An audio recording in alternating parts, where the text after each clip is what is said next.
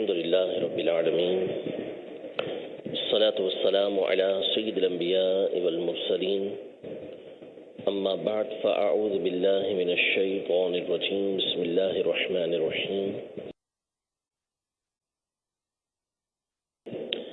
آج کا جو بنیادی موضوع ہے وہ تو ہے معجزات اور کرامات کے حوالے سے عقائد و نظریات۔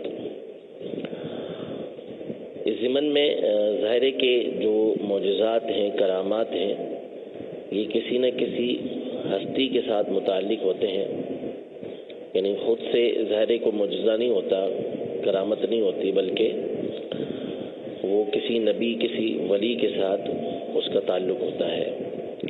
انبیاء کرام علیہم السلام کے حوالے سے جو عقائد ہیں وہ ہم پہلے سن چکے ہیں کہ انبیاء کرام علیہ السلام کے بارے میں ہمارے کیا عقائد ہونے چاہیے، خصوصاً سرور دو عالم صلی اللہ تعالیٰ علیہ وآلہ وسلم کی ذات مبارکہ سے متعلق ہمارے کیا عقائد ہیں، کیا حضور کے ہم پر حق ہیں، ان کو ہم سن چکے ہیں۔ اور جو کرامت ہوتی ہے، چونکہ اس کا تعلق اولیاء کرام سے ہوتا ہے، تو کچھ عقائد اور نظریات جو ہیں وہ جو ولایت ہے اس سے متعلق ہم سماعت کریں گے۔ اولاً یہ سماعت فرما لیجیے کہ جو بھی خلاف عادت کام، خلاف عادت یعنی ایک چیز جو عادتاً ہوتی ہے اور عام روٹین کے اندر وہ چیز کی جاتی ہے، اس کا سبب ہمیں معلوم ہوتا ہے کہ یوں ہو رہا ہے۔ ایک تو یہ عادتاً کام ہوتا ہے، اور ایک چیز ہوتی ہے جو خلاف عادت ہوتی ہے، یعنی ویسے نہیں ہوتی لیکن کبھی کسی کے ذریعے وہ کام ہو گیا، لیکن عادتاً عمومی طور پر ایسا کام ہوتا نہیں ہے۔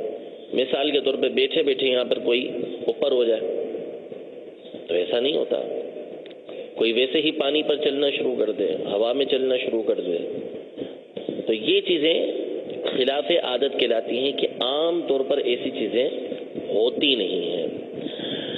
تو اب یہ ہر صورت میں کوئی اعلیٰ و عرفہ چیز نہیں ہے، کوئی بہت بڑی یہ چیز ہو ہر صورت میں، یہ کوئی لازمی نہیں ہے، بلکہ بعض صورتیں اس کی خطرناک ہیں۔ تو یہاں یہ چیز سماعت فرما لیجیے کہ ایسے جو خلاف عادت کام ہوتے ہیں ان کی 5 قسمیں ہیں۔ ایسے خلاف عادت کام جو ہوتے ہیں ان کی 5 قسمیں ہیں۔ نمبر 1 اس کو بولتے ہیں ارہاس، الف را ہا پھر الف اور پھر صاد، ارہاس۔ یہ وہ کام ہوتا ہے جو خلاف عادت ہو اور کسی نبی سے اس کے نبوت کے دعویٰ کرنے سے پہلے ایسا کام ہو۔ نبی علیہ السلام سے نبوت کا دعویٰ کرنے، اعلان نبوت سے پہلے ایسا کام سرزد ہو، ایسا کام وہ کریں کہ جو عادتاً نہیں ہوتا۔ نبی علیہ السلام اعلان نبوت سے پہلے کوئی ایسا کام انجام دیں کہ جو عام طور پر عادتاً نہیں ہوتا، تو ایسے کام کو ارہاس بولتے ہیں۔ اور دوسرا اس کا نام ہے معجزہ۔ خلاف عادت جو کام ہوتا ہے اس کو ایک صورت میں معجزہ بولتے ہیں، اور معجزہ یہ اس کام کو بولتے ہیں کہ جو خلاف عادت ہوتا ہے اور نبی سے اس وقت وہ سرزد ہوتا ہے یا اس وقت وہ یہ کام کرتے ہیں کہ جب وہ نبوت کا اعلان کریں اور اپنی نبوت کے دعوے کے سچے ہونے پر، نبوت کے دعوے کے سچے ہونے پر بطور دلیل یہ کام کریں۔ اپنی نبوت کے دعوے کے سچے ہونے پر وہ بطور دلیل یہ کام کریں جو خلاف عادت ہوتا ہے، اور اس کے ذریعے سے وہ معاندین کو، مخالفین کو خاموش کروا دیں اور چیلنج کریں، اس کے ذریعے سے چیلنج کریں نبی سے اظہار نبوت کے بعد، اعلان نبوت کے بعد ایسا کام کہ جو خلاف عادت ہے، عادتاً ہوتا نہیں، وہ یہ کام کریں اور اس کام سے ان کا مقصود اپنی نبوت کے دعوے کی سچائی ہو اور اس کے ذریعے سے وہ مخالفین کو چیلنج کر کے انہیں خاموش کروا دیں. جیسے نبی کریم صلی اللہ تعالیٰ علیہ وآلہ وسلم کا چاند کو 2 ٹکڑے کر دینا. احادیث طیبہ میں بھی اس کا ذکر موجود ہے اور قرآن پاک میں بھی اس کا تذکرہ موجود ہے. اقتربت الساعۃ وانشق القمر، سورہ قمر کی پہلی آیت میں اس کا تذکرہ فرمایا کہ قیامت قریب آ گئی اور چاند ٹکڑے ہو گیا. تو اب یہ جو دعویٰ تھا، یہ جو کام تھا، یہ اس وقت ہوا کہ جب نبی کریم صلی اللہ تعالیٰ علیہ وآلہ وسلم نے نبوت کا اعلان فرمایا، اظہار نبوت فرمایا، اور کفار نے آپ علیہ الصلوۃ والسلام سے معجزہ طلب کیا، مختلف معجزے طلب کیے. تو ایک معجزہ یہ طلب کیا کہ آپ آسمان پر جو چاند ہے اس کے 2 ٹکڑے فرما دیں. تو حضور سرور دو عالم صلی اللہ تعالیٰ علیہ وآلہ وسلم نے اپنی انگلی مبارک کے اشارے سے چاند کے 2 ٹکڑے فرمائے. یہ تقریباً 10 صحابہ کرام علیہ رضوان سے یہ حدیث پاک مروی ہے. تو اب یہ جو کام فرمایا حضور علیہ الصلوۃ والسلام نے، یہ خلاف عادت ہے. عام طور پہ نہیں ہو سکتا، آپ چاند کی طرف اشارہ کریں 2 ٹکڑے ہو ہی نہیں سکتا، بلکہ کسی صورت بھی نہیں ہو سکتا. لیکن نبی کریم صلی اللہ تعالیٰ علیہ وسلم نے یہ کام فرمایا اور اس وقت فرمایا کہ جب آپ نے اعلان نبوت فرما دیا تھا. تو اعلان نبوت کے بعد اپنی نبوت کے دعوے کے سچے ہونے پر کہ میں جو دعویٰ کر رہا ہوں میں نبی ہوں، یہ میرا دعویٰ سچا ہے، اس بات کو بیان کرنے کے لیے نبی کریم صلی اللہ تعالیٰ علیہ وسلم نے بطور دلیل چاند کے 2 ٹکڑے کیے. یہ کہلاتا ہے معجزہ، یہ معجزہ کہلاتا ہے. معجزے کے جو لفظی معنی ہے، لغت کے اندر معنی ہے، وہ ہے مطلب اس کا عاجز کر دینے والی چیز، عاجز کر دینے والا کام. یعنی سامنے والا عاجز آ جائے، بے بس ہو جائے کہ ایسا کام وہ نہیں کر سکتا. تو شریعت کی اصطلاح کے اندر معجزہ یہ نبی علیہ الصلوۃ والسلام کے اس کام کو بولتے ہیں کہ جو وہ اعلان نبوت کے بعد فرمایا. اور عام طور پر ہمارے یہاں پر بھی مختلف چیزوں کو معجزہ بول دیا جاتا ہے کہ فلاں معجزہ رونما ہو گیا، فلاں معجزہ رونما ہو گیا. تو اگرچہ کہ شرعاً اس کے کہنے میں کوئی حرج نہیں ہے، بعض لوگ اس پر پریشان ہوتے ہیں کہ معجزہ تو نبی کے ساتھ ہوتا ہے، لہذا کسی اور کے ساتھ کہہ سکتے ہیں نہیں کہہ سکتے. تو اس میں مسئلہ نہیں ہے.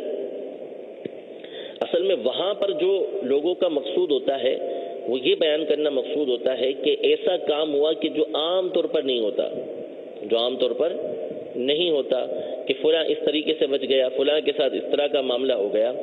جب شریعت کی روشنی کے اندر، شریعت کی اصطلاح کے اندر اس چیز کو دیکھیں گے تو وہاں پر پھر اس کا معنی وہی بنے گا جو ہم نے ابھی بیان کر دیا. تیسری چیز ہوتی ہے جس کو بولتے ہیں معونت، میم عین واو نون اور تا، معونت. معونت یہ مدد سے نکلا ہے، عون سے نکلا ہے، جس کا معنی مدد کرنا ہوتا ہے. معونت بولتے ہیں ایسے خلاف عادت کام کو جو کسی نیک مسلمان سے سرزد ہو، کسی نیک مسلمان سے سرزد ہو تو ایسے کام کو معونت کہا جاتا ہے. اور چوتھا لفظ ہے کرامت. کرامت کے مختلف معنی آتے ہیں. کرامت کا معنی عزت بھی ہوتا ہے، تعظیم بھی ہوتا ہے، کہ اہمیت کسی چیز کی.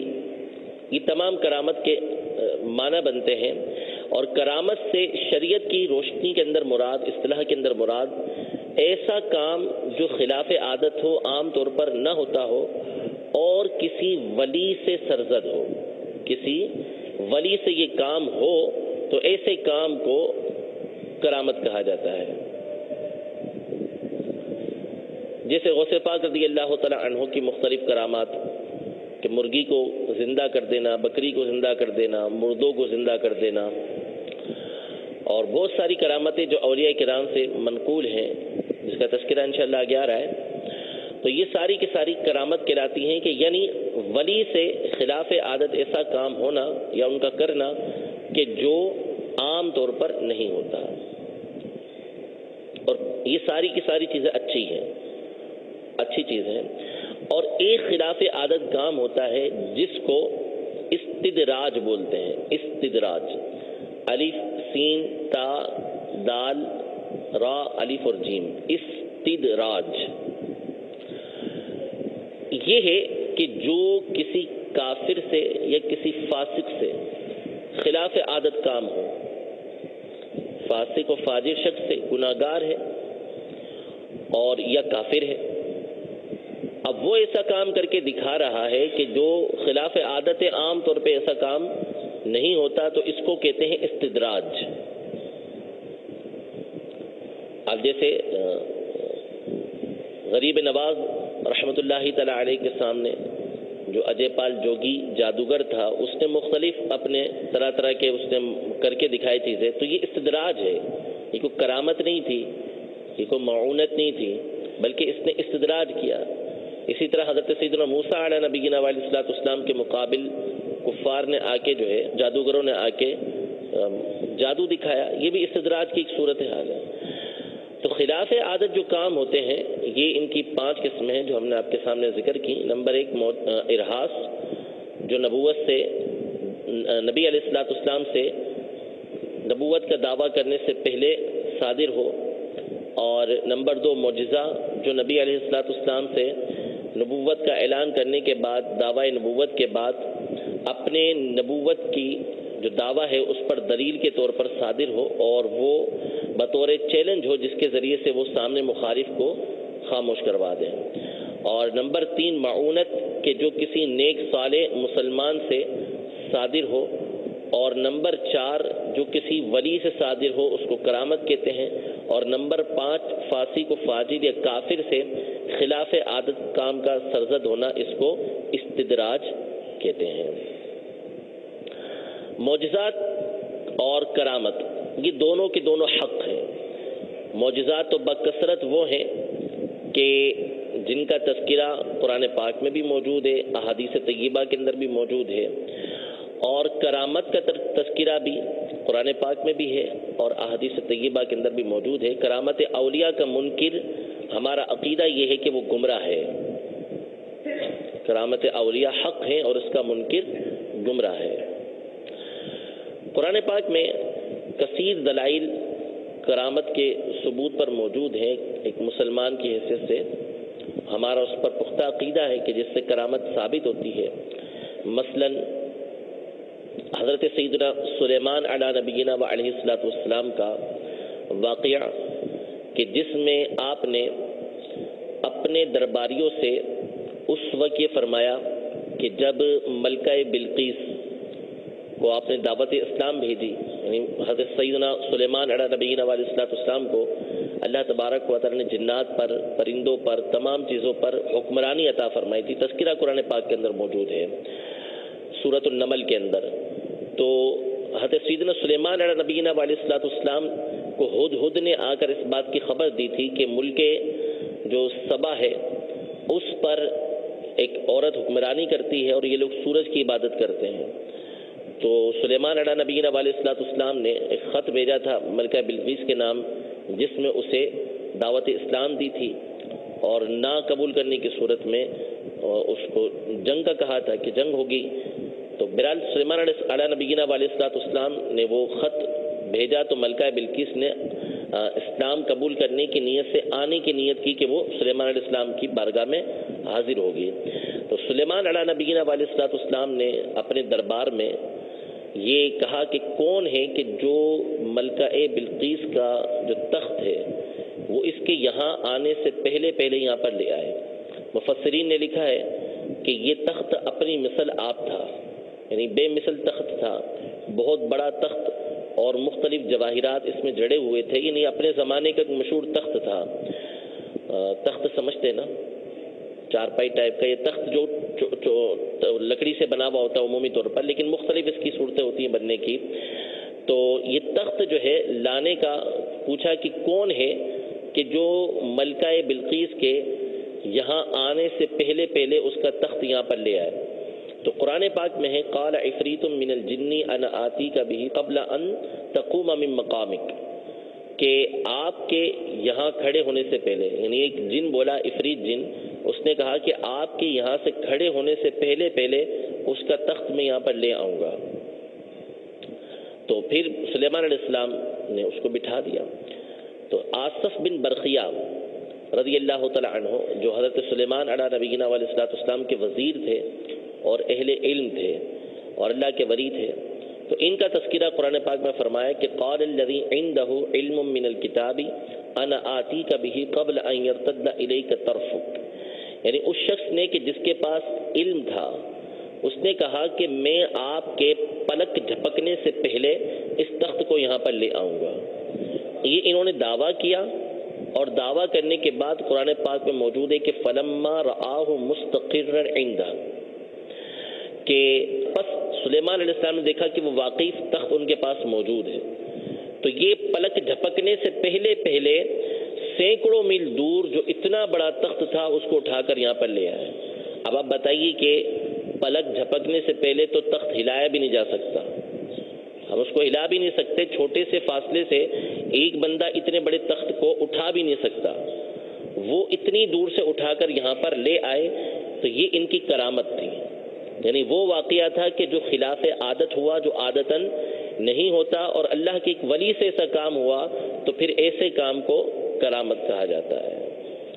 یوں ہی سیدنا مریم رضی اللہ تعالی عنہا، ان کا واقعہ قرآن مجید فرقان حمید میں سورہ آل عمران کے اندر موجود ہے کہ سیدتنا مریم رضی اللہ تعالی عنہا حضرت سیدنا عیسیٰ علیہ نبینا و علیہ السلام کی والدہ تھیں، اور مریم رضی اللہ تعالی عنہا کی والدہ نے اس بات کی منت مانی تھی کہ میرے گھر جو اولاد ہوگی میں اس کو اللہ کی راہ کے اندر وقف کر دوں گی۔ تو پھر مریم رضی اللہ تعالی عنہا کی ولادت ہوئی تو انہوں نے بارگاہ رب العزت میں عرض کی کہ یہ تو لڑکی پیدا ہوئی ہے، تو اللہ تبارک و تعالی نے فرمایا وَلَيْسَ الذَّكَرُ كَالْأُنثَىٰ، کہ ہر مرد جو ہے عورت کی طرح نہیں ہے، یعنی یہ جو مخصوص لڑکی ہے اس کی طرح کوئی دوسرا مرد نہیں ہے، ان کا ایک مقام اور مرتبہ ہے۔ پھر اللہ تبارک و تعالی یعنی سیدنا مریم رضی اللہ تعالی عنہا کو بیت المقدس کے لیے وقف کر دیا گیا، تو آپ کے لیے ایک مخصوص کمرہ تھا کہ جس میں آپ رہتے تھے، اور آپ کے خالو حضرت سیدنا زکریا علیہ نبینا علیہ السلام آپ کی پرورش فرمایا کرتے تھے۔ تو سیدنا زکریا علیہ نبینا علیہ السلام کے حوالے سے قرآن پاک میں سورہ آل عمران میں اس کا تذکرہ ہے کہ زکریا علیہ نبینا علیہ السلام جب بھی مریم رضی اللہ تعالی عنہا کے پاس جاتے تو ان کے پاس رزق پاتے۔ اب یہاں رزق آنے کے دو مسئلے ہیں کہ ایک تو حضرت مریم رضی اللہ تعالی عنہا کے پاس کوئی آ نہیں سکتا تھا، تو یہ کہاں سے آتا رزق، اور دوسرا اس رزق کا مسئلہ یہ تھا کہ وہ پھل ہوتے تھے اور ایسے پھل ہوتے تھے کہ جو بے موسم کے ہوتے تھے، تو بالکل یہ عجیب اور انوکھی بات تھی۔ تو سیدنا زکریا علیہ نبینا علیہ السلام نے حضرت مریم رضی اللہ تعالی عنہا سے اس کا استفسار کیا کہ یہ آپ کے پاس کہاں آتے ہیں، خلاف عادت کام کیسے ہوتا ہے؟ تو انہوں نے عرض کی کہ یہ میرے رب کا فضل ہے، میرے رب کے پاس سے ہے، اور اللہ تبارک و تعالی جس کو چاہتا ہے بے حساب رزق دیتا ہے۔ علماء نے اس آیت سے بھی کرامت اولیاء کا ثبوت کیا کہ حضرت مریم رضی اللہ تعالی عنہا کے پاس جو خلاف عادت پھل آ رہے تھے وہ ایک عام آدمی نہیں لا سکتا، لیکن حضرت مریم رضی اللہ تعالی عنہا یہ اللہ تبارک و تعالی کی ولیہ ہے، تو ان کے ساتھ ایسا خلاف عادت معاملہ یہ پیش آیا۔ اس طرح احادیث طیبہ کے اندر بھی بہت ساری باتیں موجود ہیں۔ نبی کریم صلی اللہ تعالیٰ علیہ وسلم نے ارشاد فرمایا کہ اللہ کے بندوں میں سے بہت سارے بندے وہ ہیں کہ اگر وہ اللہ پر قسم اٹھا لیں تو اللہ تبارک و تعالیٰ ان کی قسموں کو پورا کر دیتا ہے۔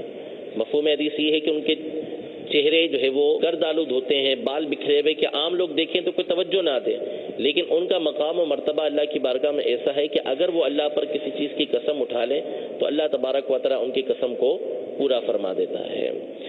تو ولایت کے حوالے سے معلوم ہوا کہ اللہ کے ولی سے جو چیز صادر ہوتی ہے اس کو، ایسی چیز جو صادر ہوتی ہے جو خلاف عادت ہو، اس کو کرامت بولتے ہیں۔ اب ولایت کا معنی سن لیجیے کہ ولایت کہتے کس کو ہے۔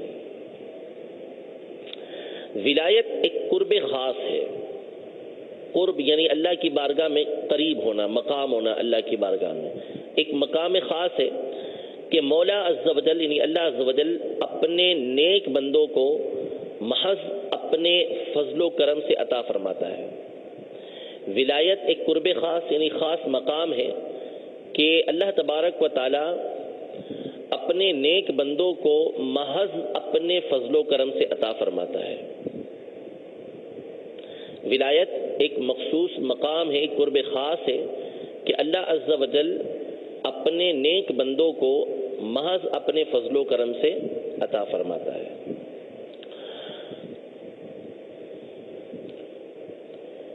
ولایت یہ وہبی ہے، وہبی یعنی واو ہا با یا، وہبی کا مطلب عطائی یعنی بخشش، یعنی اللہ تبارک و تعالیٰ کی طرف سے یہ عطا ہوتی ہے۔ ایسا نہیں ہے کہ اعمال شاقہ کر کے یعنی مشکل عبادتیں کر کے بندہ یہ مقام خود حاصل کر لے، یعنی ایسا نہیں ہے کہ آپ اتنی نمازیں پڑھ لیں، اتنے طواف کر لیں، اتنے روزے رکھ لیں، اتنے کام کر لیں تو آپ کو جو ہے وہ ولایت حاصل ہو جائے گی۔ ایسا نہیں ہے کہ اعمال شاقہ یعنی مشکل عمل کر کے بندہ ولایت حاصل کر سکے۔ ولایت اللہ تبارک و تعالیٰ کی عطا ہے۔ البتہ غالباً یعنی عموماً جو اچھے عمل ہوتے ہیں وہ اس تحفہ خداوندی کا ذریعہ بنتے ہیں، یعنی ولایت کا ذریعہ بنتے ہیں۔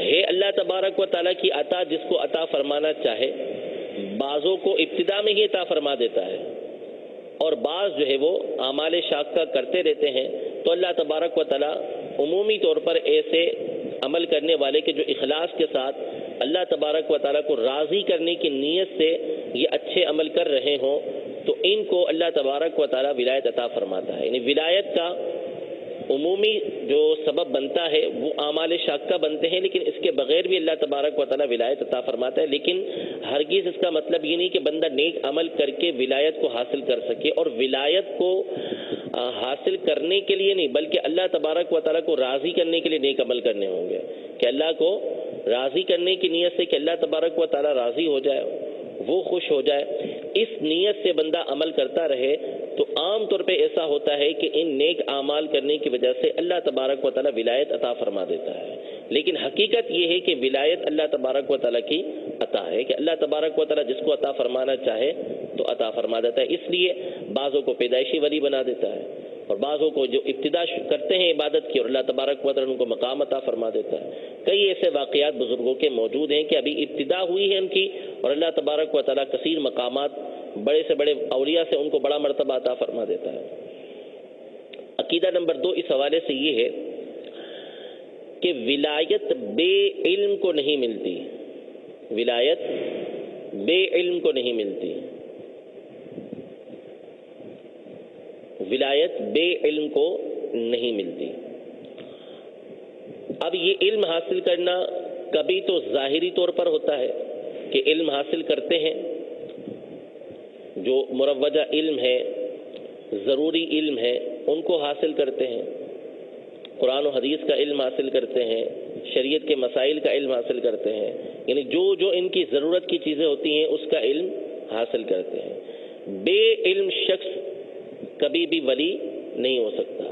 اب کبھی ہوتا یہ ہے کہ باقاعدہ وہ علم حاصل کرتے ہیں، جیسے سیدنا غوث پاک رضی اللہ تعالیٰ عنہ، آپ تھے پیدائشی ولی، لیکن آپ رضی اللہ تعالیٰ عنہ نے باقاعدہ جس طریقے سے علم حاصل کیا جاتا ہے ویسے علم حاصل کیا، کہ آپ اساتذہ کے پاس جا کے قرآن کی، حدیث کی، تفسیر کی، فقہی مسائل کی، مختلف علوم جو ویسے ہی پڑھے جاتے ہیں وہ آپ نے اپنے اساتذہ سے جا کے علم حاصل کیا۔ بعض اوقات ایسا ہوتا ہے، اور بعض اوقات اللہ تبارک و تعالیٰ جس کو ولایت کا مرتبہ عطا فرمانا چاہتا ہے اس کو تمام علوم جو ولایت کے ہوتے ہیں وہ پہلے سے عطا فرما دیتا ہے، باقاعدہ اس کو حاصل کرنے کی ضرورت نہیں ہوتی، اس کو ویسے ہی اللہ تبارک و تعالیٰ تمام علوم عطا فرما دیتا ہے۔ ایسے اولیاء کرام بھی گزرے ہیں، لیکن ایسا بہت کم ہوتا ہے، ایسا بہت کم ہوتا ہے۔ عمومی طور پر ہوتا یہ ہے کہ اولیاء کرام باقاعدہ علم حاصل کرتے ہیں۔ تو بہرحال بے علم کبھی بھی ولی نہیں ہو سکتا، اس کا عالم ہونا یہ شرط ہے۔ ہر عالم کا ولی ہونا ضروری نہیں کہ جو بھی عالم ہو گیا وہ ولی ہوگا، یہ ضروری نہیں، لیکن جو بھی ولی ہوگا وہ لازمی طور پر عالم ہوگا، اہل علم سے ہوگا۔ جاہل کے بارے میں امام شافعی رحمۃ اللہ تعالی علیہ نے واضح الفاظ میں ارشاد فرمایا کہ متخذ اللہ ولیا جاہلا، کہ اللہ تبارک و تعالی نے کبھی کسی جاہل کو یعنی بے علم کو اپنا ولی نہیں بنایا. یہ بنیادی چیزیں اگر اس کو یاد رکھیں گے تو گمراہ ہونے سے کئی مقامات پر محفوظ رہیں گے. ولایت کے حوالے سے یہ ہے کہ احکام شرعیہ کی پابندی سے کوئی ولی کیسا ہی عظیم ہو سبک دوش نہیں ہو سکتا. احکام شرعیہ کی پابندی سے کوئی ولی کیسا ہی عظیم ہو آزاد نہیں ہو سکتا. احکام شرعیہ کی پابندی سے کوئی ولی کیسا ہی عظیم ہو وہ آزاد نہیں ہو سکتا کہ اس پر احکام شرعیہ کی پابندی نہ ہو. ہمارے بزرگان دین رحمہم اللہ کی سیرت آپ دیکھ لیں یا قرآن و حدیث کا آپ مطالعہ کر لیں تو آپ کو یہ شرط لازمی نظر آئے گی. قرآن پاک میں اللہ تبارک و تعالی ارشاد فرماتا ہے, مشہور آیت ہے, الا ان اولیاء اللہ لا خوف علیہم ولا هم یحزنون. سن لو بے شک اللہ کے جو اولیاء ہیں ولی ہیں ان پر نہ کوئی خوف ہے نہ وہ غمزدہ ہوں گے. اب سوال یہ پیدا ہوتا ہے کہ اللہ کے ولی کون ہیں؟ تو خود اللہ تبارک و تعالی نے اس آیت سے متصل یہ ارشاد فرمایا, الذین آمنوا وکانوا یتقون.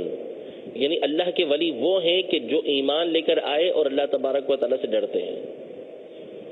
جو ایمان لے کر آئے اور اللہ تبارک و تعالی سے ڈرتے ہیں, تقویٰ کرتے ہیں. تقویٰ کا معنی یہی ہے کہ جو اللہ تبارک و تعالیٰ کی طرف سے احکام ہیں, اس کے حبیب صلی اللہ علیہ وسلم کی طرف سے احکام ہیں, ان پر عمل کرتے ہیں. تو قرآن کی اس آیت میں واضح طور پر یہ شرط بیان کر دی گئی, نمبر 1 کہ جو بھی ولی ہوگا وہ ایمان والا ہوگا, اور نمبر 2 جو بھی ولی ہوگا وہ اللہ تبارک و تعالیٰ کے احکام پر عمل کرنے والا ہوگا. اسی طرح آپ حدیث پاک دیکھ لیں تو احادیث طیبہ میں مشہور حدیث پاک ہے بخاری شریف کی, نبی کریم صلی اللہ تعالیٰ علیہ وسلم نے ارشاد فرمایا کہ اللہ تبارک و تعالیٰ ارشاد فرماتا ہے, من عاد لی ولیا فقد آذنتہ بالحرب, کہ جس نے میرے کسی ولی سے عداوت کی میں اس کو جنگ کا اعلان دیتا ہوں, اس سے میرا اعلان جنگ ہے. بہت بڑی وعید ہے کہ جو اللہ کے کسی ولی سے بغض رکھے, عداوت رکھے. پھر اس کے بعد یہ ارشاد فرمایا اللہ تبارک و تعالیٰ نے کہ بندہ جن چیزوں کے ذریعے میرا قرب حاصل کرتا ہے ان میں تمام میں مجھے سب سے پسندیدہ وہ چیزیں ہیں جو فرائض ہیں, جو میں نے ان کے اوپر فرض کیے ہیں, ان چیزوں کے ذریعے سب سے زیادہ قرب وہ میرا حاصل کرتا ہے. یعنی اللہ تبارک و تعالیٰ کا قرب حاصل کرنے کے لیے, ولایت حاصل کرنے کے لیے جو اللہ کی اطاعت سے ہوگی, لیکن ہوگا کیا کہ بندہ فرائض پر عمل کرے گا. جو چیزیں اس پر فرض کی گئی ہیں کہ یہ کرو اور جو چیزیں فرض کی گئی ہیں کہ ان سے بچو, وہ ان دونوں پر عمل کرے گا. فرض پر عمل کرے گا اور جو حرام ناجائز چیزیں ہیں ان سے بچے گا. نماز وہ کبھی نہیں چھوڑے گا, روزہ وہ رکھے گا, زکوٰۃ وہ ادا کرے گا, حج اس پہ فرض ہے تو حج وہ ادا کرے گا. جو بھی احکام ہیں اس پر عمل کرنا اس کے لیے ضروری ہے تو اس کے مطابق وہ عمل کرے گا. تو یہ پہلی بات ارشاد فرمائی کہ میرا قرب بندہ جو حاصل کرتا ہے اس میں سب سے زیادہ پسندیدہ, سب سے زیادہ اہم چیز جو ہے وہ فرائض ہے. پھر اس کے بعد یہ ارشاد فرمایا کہ بندہ مسلسل میرا قرب حاصل کرتا رہتا ہے, مسلسل نوافل پڑھتا رہتا ہے اور میرا قرب حاصل کرتا رہتا ہے. نوافل پڑھتا رہتا ہے, نفلی کام کرتا رہتا ہے اور میرا قرب حاصل کرتا رہتا ہے. حتی احببتہ, یہاں تک کہ میں اس کو اپنا پسندیدہ بندہ بنا لیتا ہوں. یہ ارشاد فرمایا کہ اللہ تبارک و تعالیٰ کی بارگاہ میں محبوبیت کا معیار جو بیان فرمایا وہ یہ فرمایا کہ مسلسل بندہ عمل کرتا رہتا ہے, نیک کام کرتا رہتا ہے, اللہ تبارک و تعالیٰ اس کو محبوب بنا لیتا ہے. پھر اس کی فضیلتیں بیان فرمائی کہ جب اس کو محبوب بنا لیتا ہے تو اس کے ساتھ کیا کیا ہوتا ہے. اب اس پر آپ دونوں پر غور کر لیں تو آپ کے سامنے یہ بات ظاہر ہو جائے گی کہ دونوں مقامات پر اور اللہ تبارک و تعالیٰ کے ولیوں کی جو صفت بیان کی ہے وہ یہ بیان کی ہے کہ وہ اللہ تبارک و تعالیٰ سے ڈرنے والے ہوں گے, اللہ پر جری نہیں ہوں گے, بے باک نہیں ہوں گے, بلکہ اللہ تبارک و تعالیٰ کا خوف رکھیں گے, اللہ تبارک و تعالیٰ کے بیان کردہ احکامات پر وہ عمل کریں گے, اپنے آپ کو احکامات سے بے پرواہ نہیں سمجھیں گے. اور یہی چیز آپ جو اولیاء کرام ہیں ان کی سیرت طیبہ کو دیکھ لیں تو پھر آپ کو پتہ چل جائے گا. یہاں یہ عرض کرتا چلوں آگے چلنے سے قبل کہ اولیاء یہ معنی وسیع ہے, ولایت کا معنی یہ وسیع ہے. ہمارے یہاں جو ولی مشہور ہوتے ہیں وہ ہوتے ہیں کہ جو صحابہ کرام علیہم رضوان کے بعد اللہ تبارک و تعالیٰ کے نیک بندے ہوتے ہیں. عام طور پہ ہم ان کو ولی بولتے ہیں. غوث پاک اللہ تبارک و تعالیٰ کے ولی ہیں. لیکن ایسا نہیں ہے کہ صحابہ کرام علیہم رضوان کے بعد کے جو افراد ہیں وہی ولی ہوں، بلکہ صحابہ کرام علیہم رضوان اس امت کے افضل الاولیاء ہیں. یعنی اولیاء کے گروہ میں سب سے افضل ہستی یہ صحابہ کرام علیہم رضوان کی ہے. عام طور پہ اگرچہ ہم صحابہ کرام علیہم رضوان کے بعد والے جو نیک لوگ ہیں ان کو اولیاء بولتے ہیں، ولی بولتے ہیں، لیکن صحابہ کرام علیہم رضوان بھی اللہ تبارک و تعالیٰ کے ولی ہیں. اسی طرح انبیاء کرام علیہم السلام بھی اللہ تبارک و تعالیٰ کے ولی ہیں. وہ بھی اللہ کے ولی ہیں، اللہ کے دوست ہیں. ان کا مقام و مرتبہ اللہ کی بارگاہ میں ہے. وہ سب سے بڑھ کر اللہ تبارک و تعالیٰ کے ولی ہیں. لیکن عمومی طور پر ہمارے یہاں جو اولیاء بولا جاتا ہے یا ولی بولا جاتا ہے وہ صحابہ کرام علیہم رضوان کے بعد کے جو افراد ہیں ان کو بولا جاتا ہے، اور اس کے بولنے میں کوئی حرج نہیں ہے. تو اولیاء کوئی بھی ہو، ولی کوئی بھی ہو، کبھی بھی وہ احکام شریعت سے اپنے آپ کو آزاد نہیں سمجھتا. ہمارے عرف میں اور ویسے بھی جو سب سے عظیم ہستی اولیاء کے درمیان شمار ہوتی ہے وہ غوث پاک رضی اللہ تعالیٰ کی ہوتی ہے. یعنی صحابہ کرام علیہم رضوان کے بعد اور خیر التابعین، تابعین میں جو سب سے افضل ہے، تابعین کے اندر جو نیک تابعین ہیں ان کے بعد جو سب سے افضل ہستی ہے وہ غوث پاک رضی اللہ تعالیٰ کی ہے. صحابہ کرام علیہم رضوان کے بعد اور وہ تابعین کے جو صحابہ کے طریقے پر تھے، نیک تابعین جو تھے، ان کے بعد جو سب سے افضل ہستی ہے اولیاء میں وہ غوث پاک رضی اللہ تعالیٰ عنہ کی ہے. تو غوث پاک رضی اللہ تعالیٰ عنہ کی ہی سیرت کو اگر دیکھ لیا جائے تو ہمیں پتہ چل جائے گا کہ غوث پاک رضی اللہ تعالیٰ عنہ احکام شریعت کے پابند تھے یا احکام شریعت سے اپنے آپ کو آزاد سمجھتے تھے. غوث پاک کی سیرت میں یہ ہے کہ 40 سال تک آپ نے عشاء کے وضو سے فجر کی نماز ادا فرمائی. 25 سال تک روزانہ آپ قرآن پاک ختم کرتے رہے رات کے اندر. آپ نے کرخ کے جنگلوں کے اندر جا کے اللہ تبارک و تعالیٰ کی عبادت کی. تو یہ غوث پاک رضی اللہ تعالیٰ عنہ کی سیرت ہے. بلکہ آپ کا واقعہ مشہور ہے. امام شعرانی رحمۃ اللہ تعالیٰ علیہ نے اپنی کتاب المیزان الکبریٰ کے اندر نقل کیا ہے کہ ایک مرتبہ غوث پاک رضی اللہ تعالیٰ عنہ جنگل میں عبادت کر رہے تھے تو اچانک آسمان پر روشنی پھیل گئی اور اس میں سے آواز آئی کہ اے عبد القادر، میں تیرا رب ہوں اور میں نے تیرے لیے وہ تمام چیزیں حلال کر دیں جو دوسروں پر حرام تھیں. یہ اس میں سے آواز آئی تو غوث پاک رضی اللہ تعالیٰ عنہ نے فوراً اعوذ باللہ من الشیطان الرجیم پڑھا. تو وہ جو روشنی تھی وہ اندھیرے کے اندر تبدیل ہو گئی اور اس میں سے آواز آئی کہ اے عبد القادر، میں شیطان ہوں اور میں نے اپنے اس وار کے ذریعے 70 عابدوں کو پسلا دیا ہے، ان کو راہ سے ہٹا دیا ہے. تجھے تیرے علم نے بچا لیا، تجھے تیرے علم نے بچا لیا. تو غوث پاک رضی اللہ تعالیٰ عنہ نے فرمایا کہ مردود، مجھے میرے علم نے نہیں بلکہ میرے رب کے فضل نے بچایا ہے. اب پوچھا گیا غوث پاک رضی اللہ تعالیٰ عنہ سے کہ آپ نے کیسے پہچانے کہ شیطان ہے؟ حالانکہ روشنی پھیل گئی، کتنی بڑی کرامت ہے. یعنی ہم رات کو گھر میں الگ تنہائی کے اندر عبادت کر رہے ہیں، ہمارا کمرہ روشن ہو جائے تو ہمارا تو ایک بہت بڑا کارنامہ ہو گیا نا، کرامت ہو گئی ہماری. تو غوث پاک رضی اللہ تعالیٰ عنہ کے لیے آسمان کے گوشے روشن ہو گئے سارے. اب اس میں سے آواز آ رہی ہے تو کتنی بڑی کرامت ہوئی، لیکن غوث پاک رضی اللہ تعالیٰ عنہ کیسے پہچان گئے؟ تو پوچھا کسی نے غوث پاک رضی اللہ تعالیٰ عنہ سے کہ آپ نے کیسے پہچانا؟ تو غوث پاک رضی اللہ تعالیٰ عنہ نے ارشاد فرمایا کہ جب اس نے یہ کہا کہ میں نے تمہارے پر حرام چیزوں کو حلال کر دیا ہے، تو حرام چیزیں یہ انبیاء کرام علیہ السلام پر حلال نہیں ہوئی تو مجھ پر کیسے حلال ہو سکتی ہیں؟ یعنی میں شریعت کے احکام سے کب آزاد ہو گیا کہ جو میرے لیے کہہ دیا گیا کہ میرے لیے وہ چیزیں حلال ہیں تو میں نے پہچان لیا کہ یہ شیطان ہے. پھر اس کے بعد علماء فرماتے ہیں کہ شیطان کا یہ وار بڑا خطرناک تھا کہ تیرے لیے تمام وہ چیزیں حرام جو حرام ہے وہ میں نے حلال کر دی ہیں. یہ خطرناک وار تھا.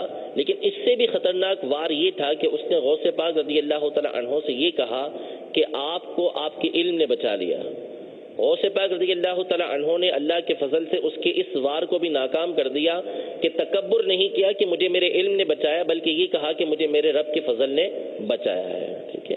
تو بہرحال غوث پاک رضی اللہ تعالیٰ عنہ کہ جو اللہ تبارک و تعالیٰ کے زبردست ولی ہیں، ان کی اگر ہم سیرت طیبہ کو دیکھتے ہیں اور اس کے علاوہ دیگر اولیاء کی سیرتوں کو دیکھتے ہیں تو ان کی جو زندگی ہے وہ ہمیں اسی سے تعبیر نظر آتی ہے کہ وہ ساری زندگی اللہ تبارک و تعالیٰ کی عبادت کے اندر ہی گزار کر گئے ہیں۔ تو قاعدہ یہ ہے، نظریہ یہ ہے کہ احکام شرعیہ کی پابندی سے کوئی ولی کیسا ہی ہو وہ سبکدوش نہیں ہو سکتا، وہ آزاد نہیں ہو سکتا۔ صاحب باری شریعت علامہ امجد علی اعظمی رحمۃ اللہ تعالی علیہ فرماتے ہیں کہ بعض جہال یعنی جاہل یہ بک دیتے ہیں کہ شریعت راستہ ہے اور راستے کی حاجت ان کو ہے کہ جو مقصود تک نہ پہنچے ہوں، ہم تو پہنچ گئے۔ یعنی بعض لوگ یہ کہتے ہیں کہ بھئی شرعی احکام پر کون عمل کرے گا، کہ شریعت کے احکام پر عمل کر کے اللہ تبارک و تعالیٰ کی بارگاہ میں مقام حاصل کرنا ہے۔ تو شریعت کیا بنی؟ راستہ بنی، راستہ بن کے وہ اللہ تبارک و تعالیٰ کی بارگاہ میں پہنچ گئے، ان کو مقصود حاصل ہو گیا۔ تو وہ کہتے ہیں کہ شریعت پر تو وہ چلتا ہے نا کہ جو اللہ کی بارگاہ میں نہ پہنچا، وہ ہم تو پہنچے ہوئے ہیں۔ تو ایسوں کے بارے میں سیدنا جنید بغدادی رضی اللہ تعالیٰ عنہ، یہ وہ ہستی ہیں کہ جو غوث پاک رضی اللہ تعالیٰ عنہ سے پہلے 200 سال پہلے تقریباً گزرے اور اپنے زمانے کے امام تھے، اور آپ کے بارے میں یہ ہے کہ آپ شریعت اور طریقت دونوں کے جامع تھے، شریعت اور طریقت دونوں کے جامع تھے۔ باطنی جو طریقہ کار ہوتا ہے اس کے بھی آپ سشوار تھے، ایک اعلیٰ درجے کے ولی تھے، اور ساتھ ہی ساتھ آپ بہت بڑے عالم دین بھی تھے۔ دونوں چیزیں آپ کے اندر پائی جاتی تھیں۔ جنید بغدادی رضی اللہ تعالیٰ عنہ نے ایسوں کے بارے میں فرمایا، یعنی اس زمانے میں بھی ایسے افراد پائے جاتے تھے کہ جو اس طرح کی باتیں کرتے تھے کہ ہمیں شریعت پر عمل کرنے کی ضرورت نہیں ہے، ہم اللہ تبارک و تعالیٰ تک پہنچے ہوئے، ہمیں اس کی حاجت نہیں ہے۔ تو جنید بغدادی رضی اللہ تعالیٰ عنہ نے ان کے بارے میں تاریخی کلمہ ارشاد فرمایا کہ صدقوا، یہ لوگ بالکل سچ کہتے ہیں کہ یہ پہنچے ہوئے ہیں، ولیکن این، لیکن کہاں پہنچے ہوئے ہیں؟ یہ لوگ جہنم تک پہنچے ہوئے ہیں۔ اس لیے کہ احکام شرعیت کی پابندی سے تو انبیاء کرام علیہ السلام بھی آزاد نہیں ہوتے۔ انبیاء کرام علیہ السلام بھی اللہ تبارک و تعالیٰ کے بیان کردہ فرض کردہ احکامات پر عمل کرتے ہیں، تو پھر ایسے شخص کہاں اللہ تبارک و تعالیٰ کے احکام سے آزاد ہوں گے؟ لہذا کوئی بھی ولی ہو وہ شریعت کے احکام پر لازمی طور پر عمل کرے گا۔ اللہ کا ولی کبھی بھی شریعت پر عمل کرنے سے انکار نہیں کرے گا۔ ہاں، ایک صورت ہوتی ہے اولیاء کے مراتب میں سے ایک جو درجہ ہوتا ہے یا ایک صورت جو ہوتی ہے وہ ہوتی ہے مجذوب کی۔ مجذوب یعنی جس کی عقل زائل ہو جائے، جس کی عقل تکلیفی جو ہوتی ہے وہ زائل ہو جائے، یعنی وہ شریعت کے احکام کا پابند ہی نہیں دیتا، اسے معلوم ہی نہیں ہوتا کہ کیا ہو رہا ہے۔ تو ایسے جو افراد ہوتے ہیں تو ان کا حکم ویسے ہی ہوتا ہے کہ جیسے کسی کے اوپر غشی طاری ہو گئی، کسی پر بے ہوشی طاری ہو گئی۔ اب بے ہوشی کی حالت میں اس سے جو احکام سرزد ہو رہے ہیں، مثال کے طور پہ ستر کھل گیا تو اس کے اوپر تو کوئی احکام نہیں ہے، تو ان کا حکم جو ہے وہ غشی والے کا ہوتا ہے کہ جس پر غشی طاری ہوئی بھی ہو، بے ہوشی طاری ہوئی بھی ہو، ان کے اوپر احکام نہیں ہوتے۔ لیکن یہ مجذوب بھی یاد رکھیے کہ کبھی بھی شریعت کے مقابلے پر نہیں آئیں گے، شریعت کے مقابلے پر نہیں آئیں گے۔ یہ جو درگاہوں پہ بیٹھے ہوئے ہوتے ہیں اور نعرے لگا رہے ہوتے ہیں، یہ کہتے ہیں کہ علماء ایسے تو علماء ایسے، ملا ایسے تو ان کی فیلڈ ایسی، اور ہمیں ان چیزوں کی حاجت نہیں۔ جو حقیقی مجذوب ہوگا وہ کبھی بھی شریعت کے مقابل نہیں آئے گا، اس کو جس چیز کا کہا جائے گا عمل کے لیے فوری تیار ہو جائے گا۔ کر نہ پائے ایک الگ بات ہے، لیکن کرنے کو فوراً تیار ہوگا، کبھی بھی مقابلہ نہیں کرے گا۔ پہلی بات یہ۔ دوسری بات یہ کہ ہمارے یہاں ایک عجیب صورت حال ہے کہ ہمارے یہاں ہر پاگل مجذوب بن جاتا ہے، ہمارے نظریے کے اندر ہر پاگل مجذوب ہے، ایسا نہیں ہوتا۔ مجذوب ایک الگ چیز ہے، اس پر سے احکام ہٹ چکے ہوتے ہیں، اور بعض صورتیں ان کی اللہ کے ولی کی ہوتی ہیں، اللہ کی بارگاہ میں ان کا مقام مرتبہ ہوتا ہے۔ ہر پاگل کا یہ معاملہ نہیں ہوتا، پاگل کو تو مسجد میں لانا بھی منع ہے۔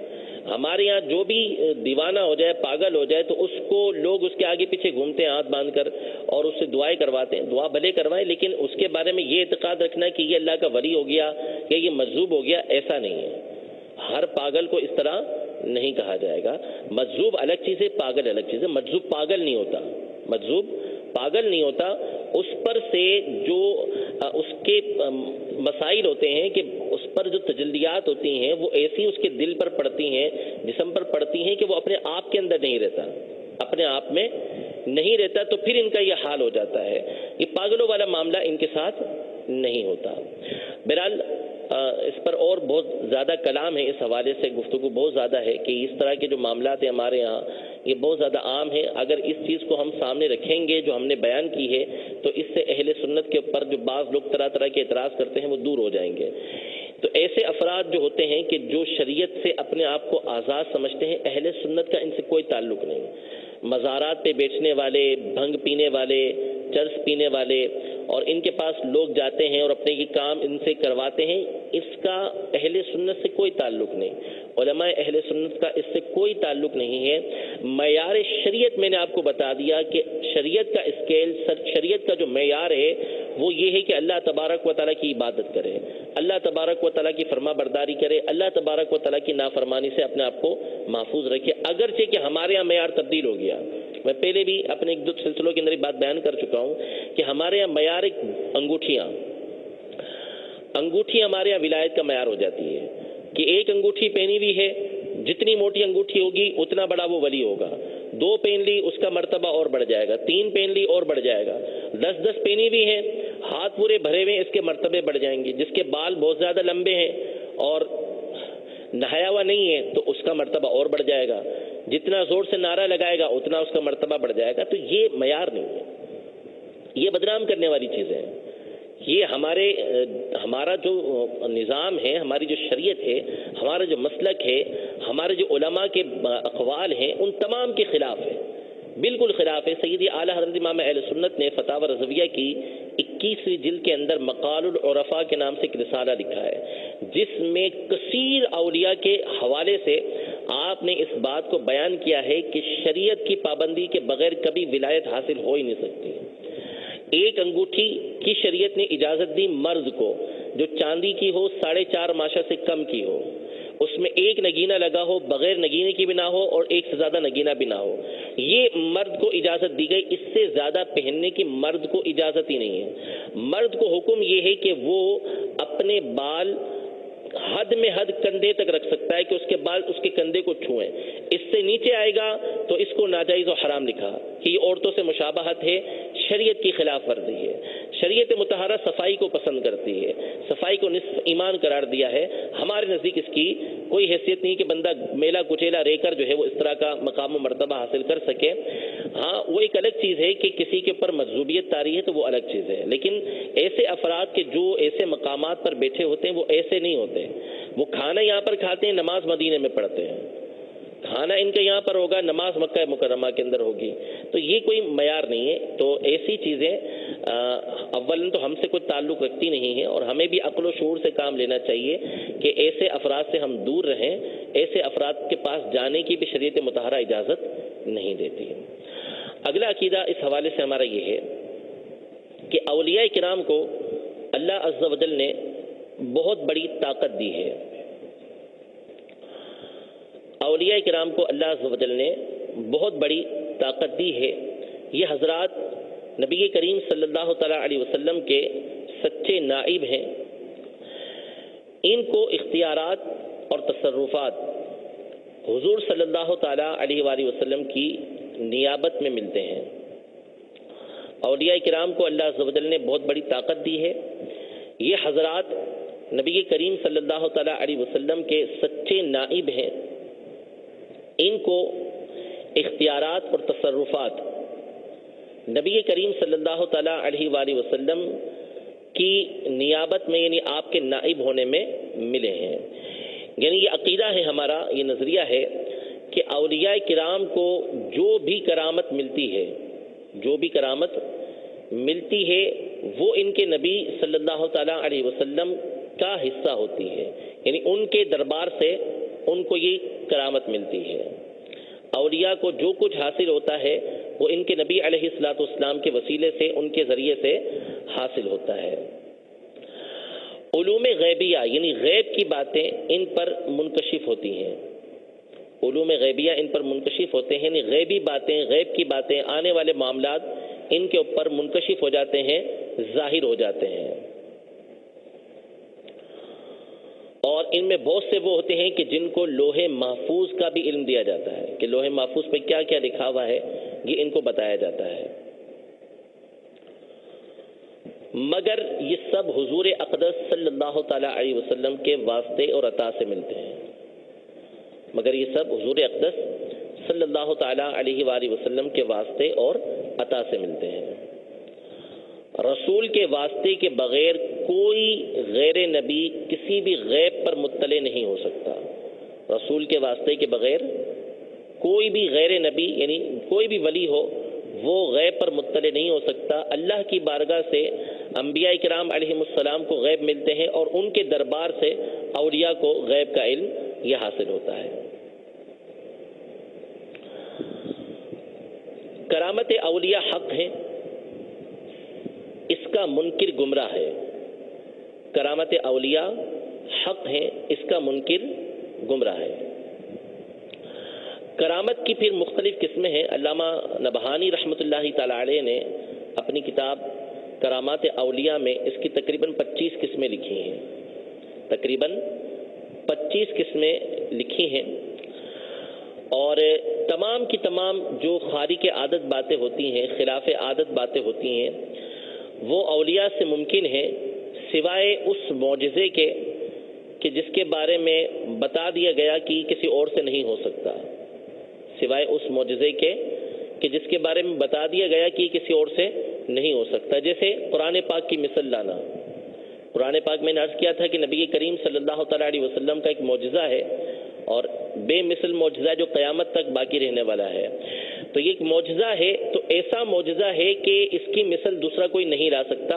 لہذا اللہ کا کوئی ولی بھی اس بات پر قادر نہیں ہے کہ قرآن کی مثل لا سکے. ٹھیک ہے. باقی اس کے علاوہ کہ جس کی ممانعت نہیں ہے جس معجزے کی، اس کے علاوہ جو بھی کرامت ہے وہ اولیاء اللہ سے صادر ہو سکتی ہے. بعض مثال کے طور پر مردہ کو زندہ کرنا، مردہ کو زندہ کرنا، یہ اولیاء کو کرامت حاصل ہوتی ہے. کئی اولیاء کرام کے ساتھ یہ کرامت پیش آئی، جس میں غوث پاک رضی اللہ تعالیٰ عنہ کے واقعات مشہور ہیں.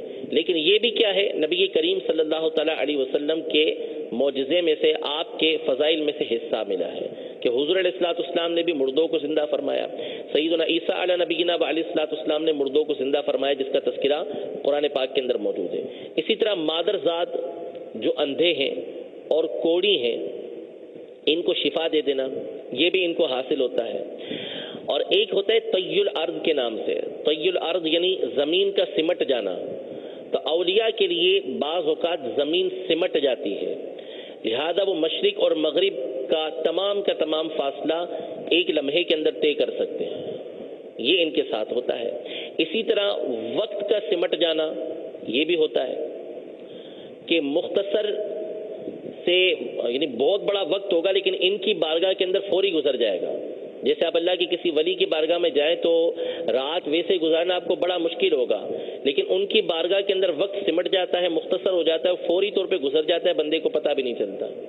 اسی طرح بعض اوقات ان کے لیے وقت پھیل جاتا ہے، تھوڑا سا وقت طویل ہو جاتا ہے. جیسے حضرت سیدنا مولا علی مشکل کشا کرم اللہ تعالی وجہہ الکریم، ان کے لیے وقت اس طرح پھیلتا تھا کہ یہ گھوڑے کے جو زین ہوتی ہے، رکاب ہوتی ہے، اس کے ایک حصے پر قدم رکھتے اور دوسرے پر قدم رکھنے سے پہلے آپ پورا قرآن پاک ختم کر لیا کرتے تھے. یہ کیا وقت ان کے لیے پھیل گیا. اسی طرح کئی صحابہ کرام علیہم رضوان اور کئی انبیاء اور اولیاء کے بارے میں یہ واقعات موجود ہیں کہ ان کے لیے وقت پھیل جایا کرتا تھا. تو یہ وقت کے پھیلنے کی کرامت بھی ان کو عطا کی جاتی ہے. تو مختلف کرامتیں جس کی تقریباً 25 صورتیں علامہ نبہانی رحمۃ اللہ تعالی نے لکھی ہیں، وہ تمام کی تمام ان اولیاء کو حاصل ہوتی ہیں. اگلا عقیدہ کہ ان کے مزارات پر حاضری مسلمان کے لیے سعادت و باعث برکت ہے. ان کے مزارات پر حاضری مسلمان کے لیے سعادت و باعث برکت ہے.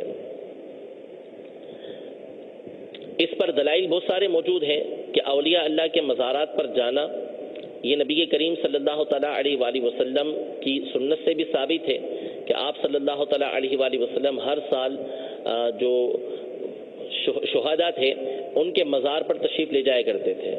آپ علیہ الصلوۃ والسلام کا یہ طریقہ کار تھا. اسی طرح سیدنا عمر رضی اللہ تعالیٰ عنہ، سیدنا عثمان غنی رضی اللہ تعالیٰ عنہ، یہ بھی شہداء کرام کے مزارات پر جایا کرتے تھے.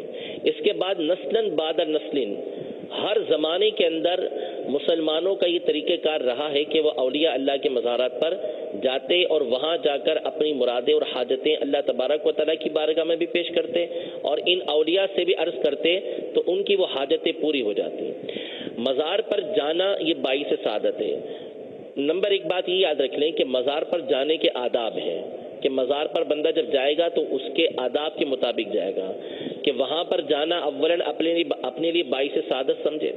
پھر جب جائے تو اس کا طریقہ کار یہ ہے کہ ادب کے ساتھ پائنتی کی طرف سے یعنی پاؤں کی طرف سے یہ جائے اور پھر اس کے بعد ان کے چہرے کی طرف منہ کر کے کھڑا ہو جائے, ان کے مواجہ کے سامنے منہ کر کے کھڑا ہو جائے, قبلے کی طرف اس کی پیٹھ ہو جائے گی. جب وہ سوئے ہوئے ہیں تو یوں آئے گا اور ان کے چہرے کی طرف منہ کرے گا, قبلے کو اس کی پیٹھ ہوئی بھی ہے اور کم از کم 2 گز کے فاصلے پر وہ کھڑا رہے. یہ طریقہ کار وہاں پہ جانے کا. پھر اس کے بعد وہاں جا کر فاتحہ پڑھے, جو اس کو پڑھنا آتا ہے, نعت پڑھنا چاہتا ہے نعت پڑھے, نیک کام جو بھی کرنا چاہتا ہے وہ کرے اور اس کے بعد وہاں دعا مانگے اور ایصال ثواب ان کو کرے. پھر اس کے بعد چاہے تو براہ راست ان سے بھی مانگ سکتا ہے کہ آپ میری یہ حاجت کو پورا کر دیں, لیکن ان سے مانگتے ہوئے تصور اور ذہن یہی ہوگا کہ ان سے جو کچھ ملے گا وہ اللہ تبارک و تعالیٰ کی عطا سے ملے گا. اللہ تبارک و تعالیٰ ان کو عطا فرمائے گا تو مجھے عطا فرمائیں گے, کیونکہ یہ اللہ کی بارگاہ میں میرا وسیلہ ہے. ان سے مانگنے کا مطلب ان کو اللہ کی بارگاہ میں وسیلہ بنانا ہے. اور اللہ تبارک و تعالیٰ سے بھی مانگنا چاہیے. اسی سے مانگنا حقیقتاً ہے کہ وہاں مانگے اللہ تبارک و تعالیٰ سے کہ اللہ تبارک و تعالیٰ ان کے وسیلے سے مجھے یہ عطا فرما. تو یہ مزار پہ جانے کا طریقہ ہے. اور جو قبر کو چومنے کا مسئلہ ہے تو اعلیٰ حضرت امام اہل سنت نے اسی بات کو اختیار کیا ہے کہ قبر کو نہ چوما جائے, قبر کو چومنا منع فرمایا.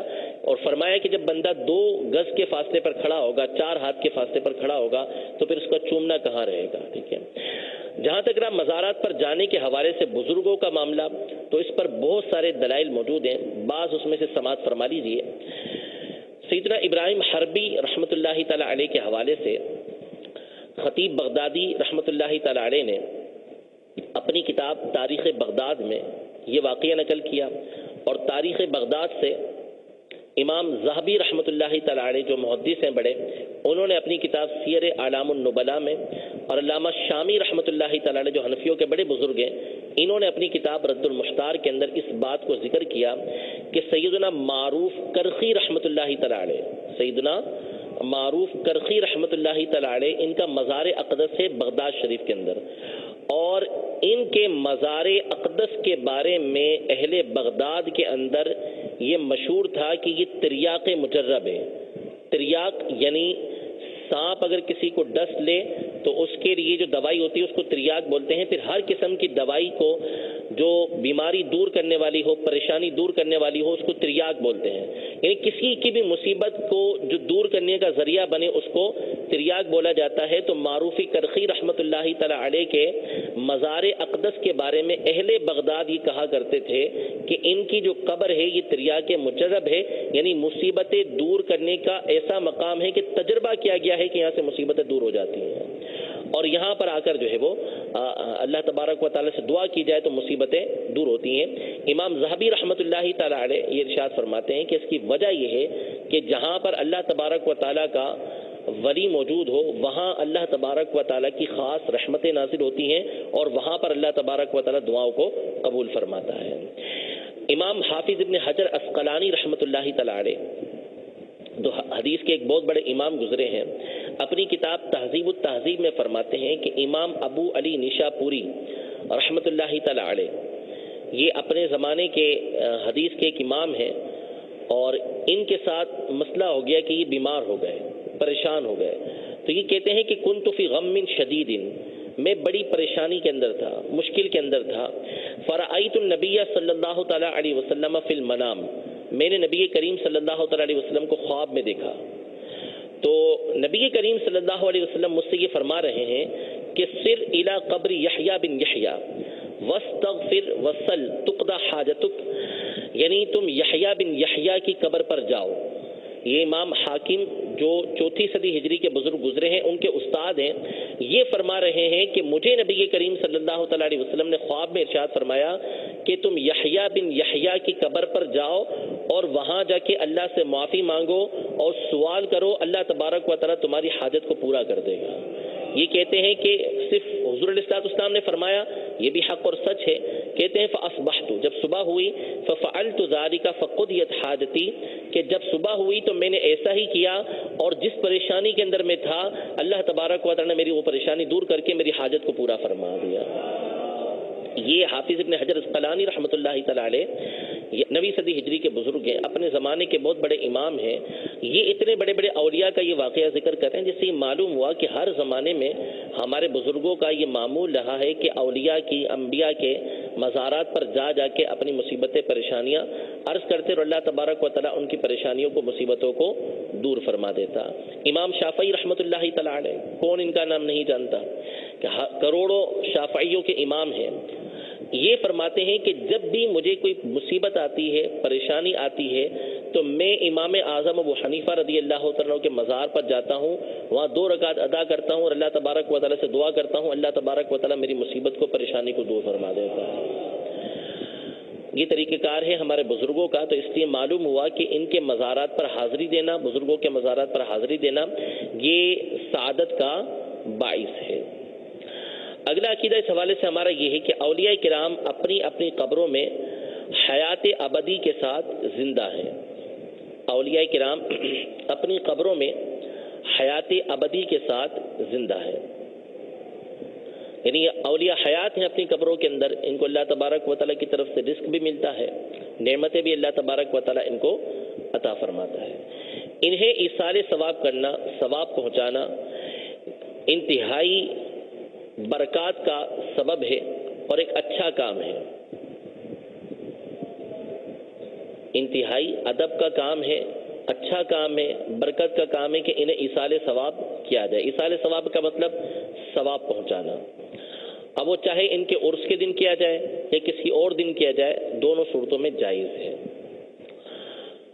اولیاء کرام کے عرس منانا، اولیاء کرام کے عرس منانا یعنی قرآن خوانی کرنا، فاتحہ خوانی کرنا، نعت خوانی کرنا، واعظ کرنا، بیان کرنا اور ایصال ثواب کرنا، یہ اچھی چیز ہے. اولیاء کرام کا عرس منانا جس میں قرآن خوانی کی جائے، فاتحہ خوانی کی جائے، نعت خوانی کی جائے، بیان کیا جائے اور ان کو ایصال ثواب کیا جائے، یہ اچھی چیز ہے، اچھی بات ہے، یعنی نیک کام ہے.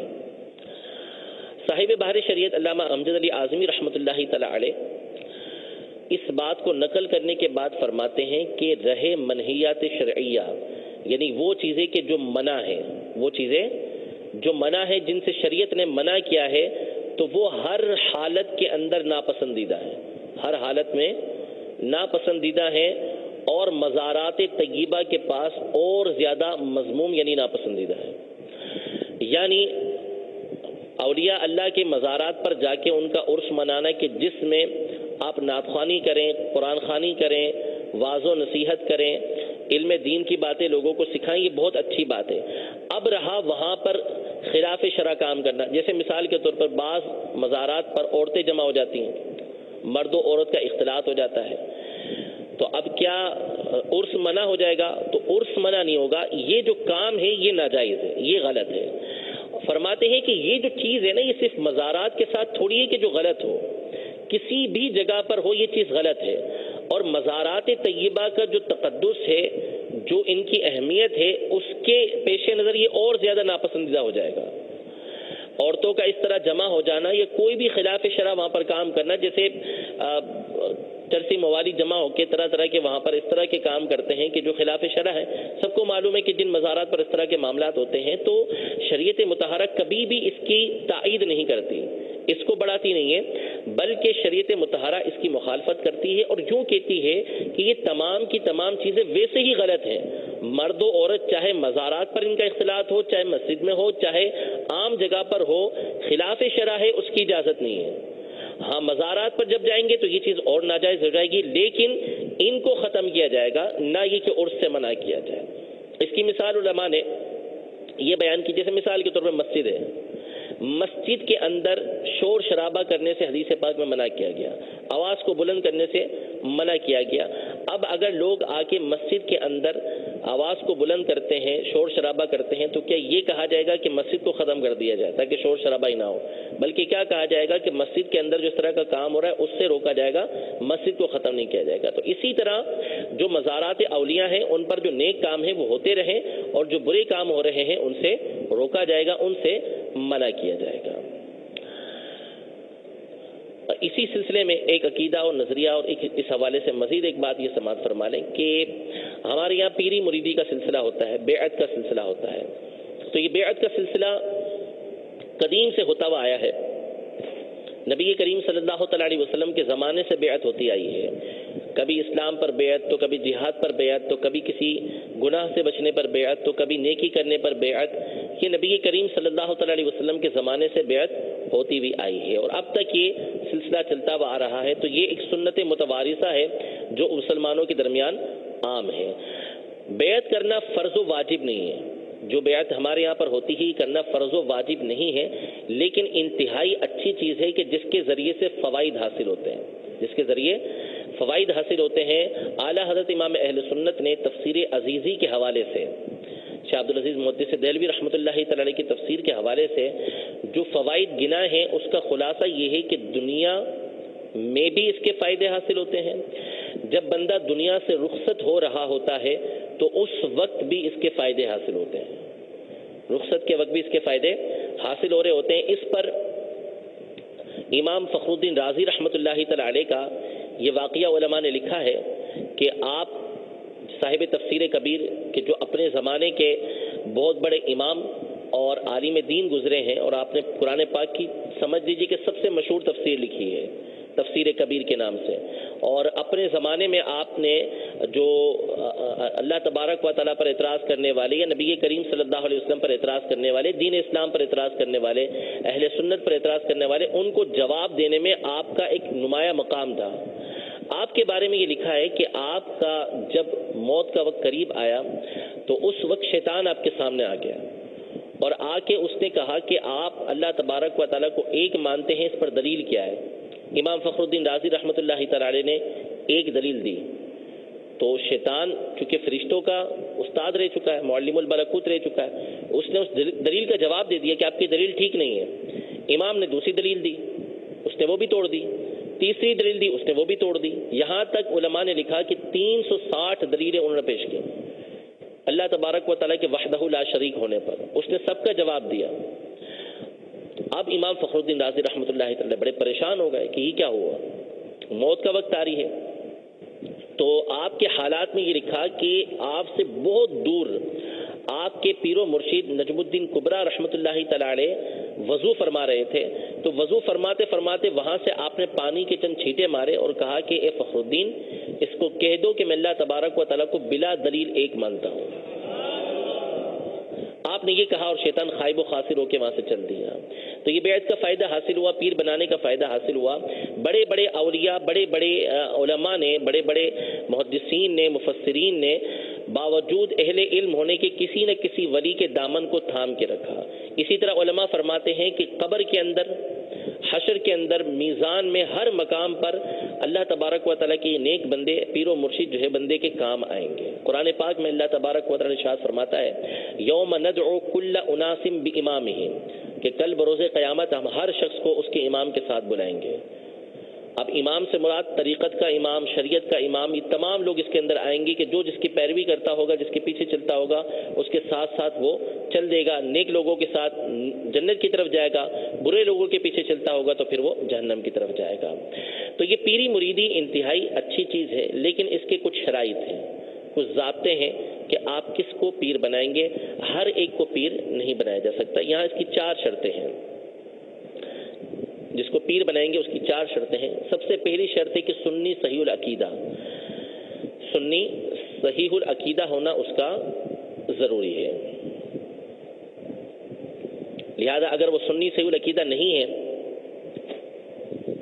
یعنی جو تشریح امام اہل سنت امام احمد رضا خان فاضل بریلوی رحمۃ اللہ تعالی علیہ نے قرآن و حدیث کی روشنی میں کی ہے، جو اسلاف کے عقائد و نظریات کو اعلیٰ حضرت نے بیان کیا ہے، اس کے مطابق ہو وہ عقیدے اور نظریے جو صحابہ سے چلتے ہوئے آ رہے ہیں اس کے مطابق وہ ہے، تو یہ اس کی پہلی شرط ہے. اگر وہ عقائد اور نظریات اس کی درست نہیں ہیں تو پھر اس سے بیعت ہونا یہ جائز نہیں ہوگا.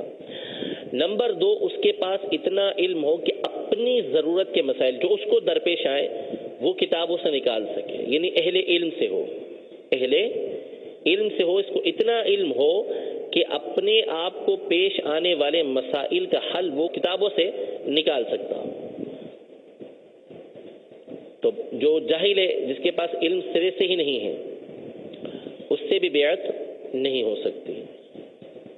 نمبر 3، فاسق معلن نہ ہو،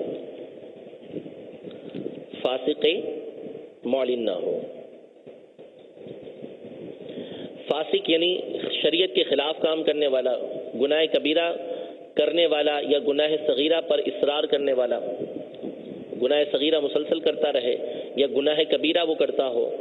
اور معلن کا مطلب کھلے عام کرنے والا، یعنی کھلم کھلا فسق کرتا ہے، گناہ کرتا ہے، کھلم کھلا گالیاں دیتا ہے، ٹھیک ہے، اور کھلم کھلا سب کے سامنے نمازیں چھوڑتا ہے، نماز ہی نہیں پڑھتا سرے سے.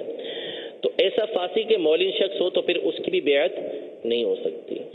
چوتھی شرط یہ ہے کہ اس کا سلسلہ نبی کریم صلی اللہ تعالی علیہ وسلم تک متصل ہو، یعنی اس کا اجازت کا سلسلہ یہ نبی کریم صلی اللہ تعالی علیہ وسلم تک جاتا ہو.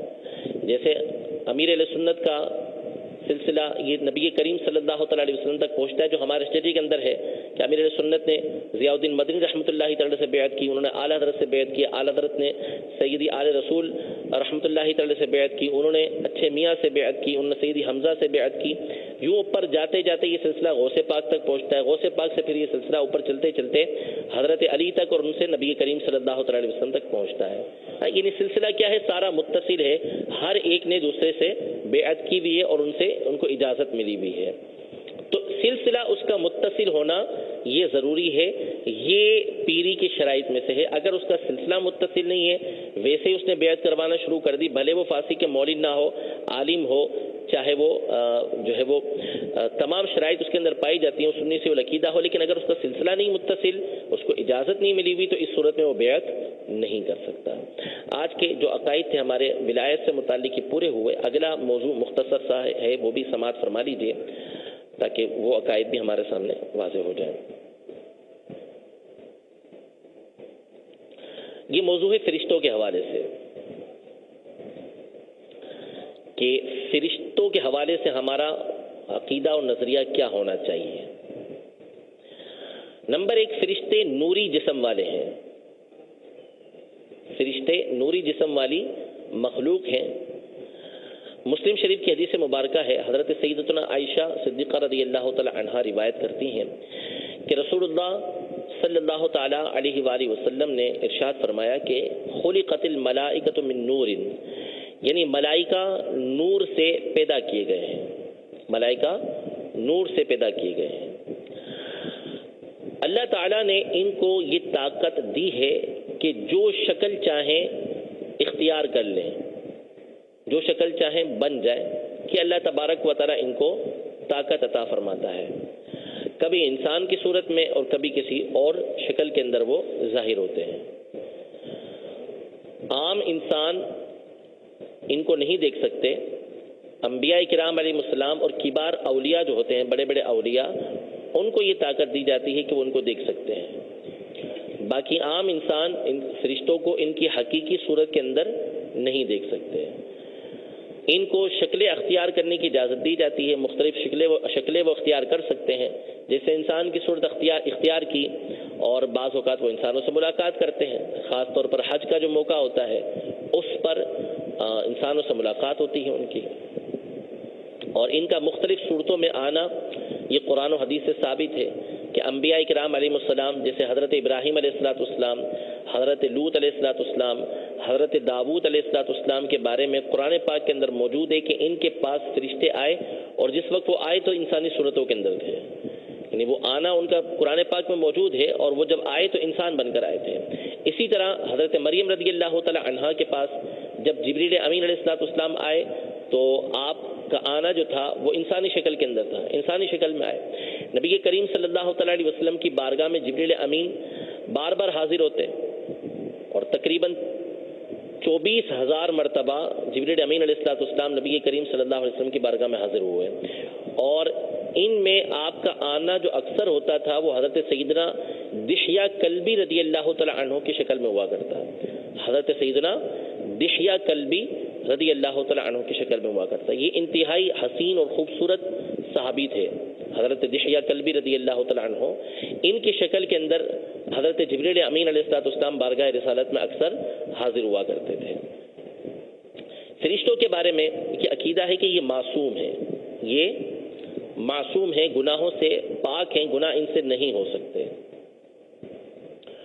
اور یہ وہی کرتے ہیں جو حکم الہی ہے، جو حکم الہی ہے۔ اللہ کی نافرمانی نہیں کرتے، وہی کرتے ہیں جو حکم الہی ہے، اللہ کی نافرمانی نہیں کرتے۔ اللہ تبارک و تعالی ارشاد فرماتا ہے وَيَفْعَلُونَ مَا يُؤْمَرُونَ، وَيَفْعَلُونَ مَا يُؤْمَرُونَ، کہ جس چیز کا بھی ان کو حکم دیا جاتا ہے اس کو بجا لاتے ہیں، جو حکم دیا وہ کرتے ہیں۔ ہر طرح کے گناہ سے یہ پاک ہے۔ کسی بھی فرشتے کے ساتھ ادنا گستاخی یہ کفر ہے، کسی بھی فرشتے کے ساتھ ادنا گستاخی کرنا یہ کفر ہے۔ یعنی بعض فرشتوں کا مذاق اڑاتے ہیں، بالخصوص سیدنا اسرائیل علیہ السلام کے بارے میں طرح طرح کے کلمات بک دیتے ہیں، تو ایسے کلمات بکنے کی وجہ سے لوگ جو ہے وہ دائرہ اسلام سے خارج ہو جاتے ہیں اور ان کو پتہ بھی نہیں چلتا۔ تو کسی بھی فرشتے کے ساتھ ادنا گستاخی کرنا کفر ہے، اور یہاں تک علماء نے لکھا کہ ان کی بارگاہ میں گستاخی کا وہی حکم ہے جو انبیاء اور مرسلین کی بارگاہ میں گستاخی کا ہے، جو انبیاء اور مرسلین کی بارگاہ میں گستاخی کا ہے وہی حکم فرشتوں کی بارگاہ میں گستاخی کا ہے، کہ جس طرح انبیاء کرام علیہ السلام کی گستاخی قطعی کفر ہے، اسی طرح فرشتوں کی گستاخی بھی قطعی کفر ہے۔ اگر کسی نے ان کا حقارت کے ساتھ تذکرہ کیا، یعنی ان کو حقیر جانا، تو اس صورت میں بھی ان کی چونکہ توہین ہوئی ہے تو یہ بندہ دائرہ اسلام سے خارج ہو جائے گا۔ انبیاء کرام علیہ السلام کے بعد جو سب سے بڑا مقام اور مرتبہ ہے وہ ملائکہ مقربین کا ہے، ملائکہ مقربین کا ہے، جس میں یہ افراد شامل ہیں۔ یعنی سب سے افضل ہستیاں مخلوق کے اندر اللہ تبارک و تعالیٰ کی بارگاہ میں یہ انبیاء کرام علیہ السلام ہیں۔ اس کے بعد فرشتوں میں کچھ فرشتے ہیں کہ جن کا مقام و مرتبہ ہے، جو تمام انسانوں سے انبیاء کرام علیہ السلام کے بعد افضل ہیں، چاہے صدیق اکبر رضی اللہ تعالیٰ عنہ کی ذات گرامی ہو، ان سے بھی یہ افضل ہیں۔ یہ چند افراد ہیں کہ جو تمام انسانوں سے افضل ہیں۔ 4 مشہور فرشتے حضرت سیدنا جبریل علیہ السلام، حضرت سیدنا میکائیل علیہ السلام، حضرت سیدنا اسرافیل علیہ السلام اور حضرت سیدنا اسرائیل علیہ السلام، یہ 4 مشہور فرشتے، اور ان کے علاوہ حاملان عرش، حاملان عرش، حامل بولتے ہیں اٹھانے والے کو، اور عرش رب العزت کا عرش، تو اللہ تبارک و تعالیٰ کا جو عرش ہے اس کو اٹھانے والے کچھ فرشتے ہیں جن کا مقام اور مرتبہ اللہ کی بارگاہ میں بہت بڑا ہے، یہ اللہ کی بارگاہ میں بہت قریب ہے۔ تو یہ جو فرشتے ہیں، ان فرشتوں کا جو مقام و مرتبہ ہے یہ انبیاء کرام علیہ السلام کے بعد سب سے افضل ہے، اور ان تمام میں جو سب سے افضل ہیں وہ حضرت سیدنا جبریل امین علیہ السلام ہیں۔ جبریل امین علیہ السلام یہ تمام فرشتوں میں سب سے افضل ہیں، اور نبی کریم صلی اللہ تعالیٰ علیہ وسلم جبریل امین سے بڑی محبت فرمایا کرتے تھے، جبریل امین سے بڑی محبت فرمایا کرتے تھے، اور جبریل امین علیہ السلام بھی نبی کریم صلی اللہ علیہ وسلم سے بڑی محبت کیا کرتے تھے۔ اگلا عقیدہ فرشتوں کے بارے میں یہ ہے کہ فرشتے نہ مرد ہیں نہ عورت، فرشتے نہ مرد ہیں نہ عورت۔ اب ان کی حقیقت کیا ہے یہ اللہ تبارک و تعالیٰ جانتا ہے،